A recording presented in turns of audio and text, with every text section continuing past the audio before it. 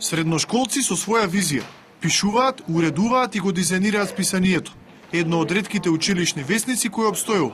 Велат дека само така можат да ја покажат својата креативност за темите од секојдневниот живот. Ги обяснуваме книгите кои што највеќе впечаток оставиле на нас. Пробуваме нив да ги представиме на тинеџерите за да почнат да ги читаат и конечно почнат да прават нешто квалитетно, да слушаат квалитетна музика и да читаат квалитетни книги. Почнав како илустратор, тоа ми е главна функција во визија, соработувам со графичкиот дизајнер и се представам или со сопствени цртежи, слики, значи мој доживување на темата или доживување на некои текстови, илустрирам текстови што ќе ги напишат другите. Тешко ли е да се дизајнира едно списание? Па, доколку се сакат, ништо не е тешко. За идеите најчесто доаѓаат од текстовите. За овие млади луѓе новинарството е предизвик, а весникот е можност да го искажат нивниот талент за пишување. Тие се жалат дека во медиумите ретко се зборува за проблемите на средношколците.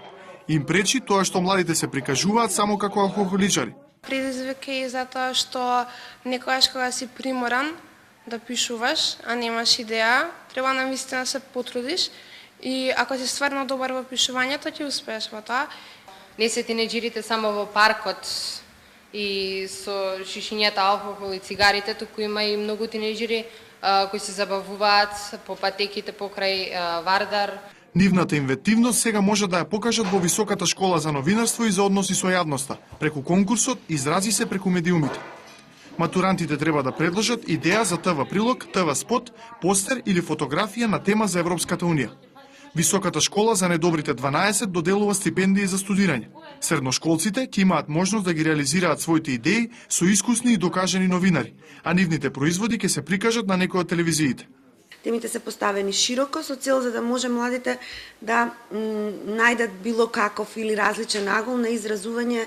Нормално не треба да праќаат нашите средношколци или матуранти вистински ТВ прилози или пак ТВ спотови, туку треба да пополнат апликација и да испратат скица или синопсис за она, сториборд за она што сакаат да го прават. Визија постои веќе 15 години, но средношколците велат дека потребна им е поголема поддршка и повеќе пари за да може и понатаму да обстојува. Не е толку лесно со броевите, затоа што сами си бараме спонзори и тогаш кога имаме можност, значи кога стигаме до спонзори, излегува весникот. Задоволни се што им се нудат стипендии за студирање, бидејќи само така ќе можат да ги покажат својата креативност и своите идеи.